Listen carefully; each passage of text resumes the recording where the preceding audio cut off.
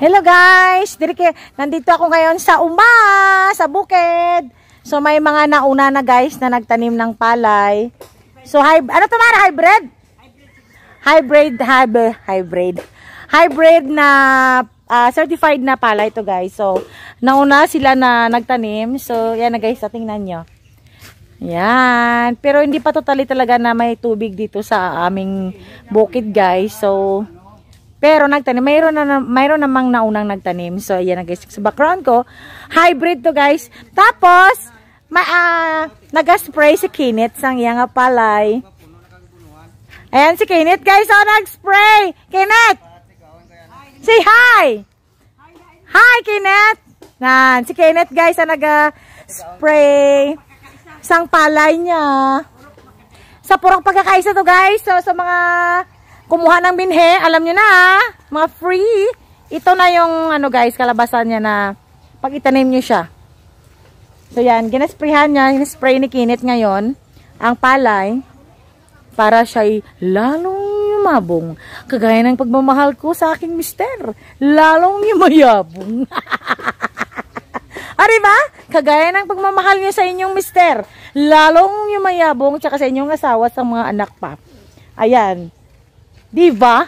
Pero actually guys, yung iba, hindi pa nakatanim. Pero dito kay Kenneth, talagang nauna na siyang nagtanim na sila guys. So, ano siguro? Water pump siguro ang ginamit nila. Pero dito sa amin, halos araw-araw naman umulan guys. Pero wala pa talagang tubig. Wala pang tubig na ano guys. So, ayan. Ayan na guys, oh. So, ito yung palay. Pakita ko sa inyo, guys. Pakita ko sa inyo. So, yan na, guys. Paparating na si Kenneth. Taga-spray sa isang palay. Ayan ang mga proseso kung paano i-sprayhan ng palay, guys. Mainit. Ayan. Last na yan, Kenneth. Ayan na, last na, ano na yan, na hilera. Na i-sprayhan ni Kenneth. So, yan. Nami siya, guys, ba? Ganda ng ano niya. Ganyan lang ang itsura, pero pasunod na Kenneth magtaas pag ina. Tangkad, ano yan? Mataas sa palay ito, ma? Ilagay pa daw ng abono. So yan ang mga sacrifice ng mga farmers, guys.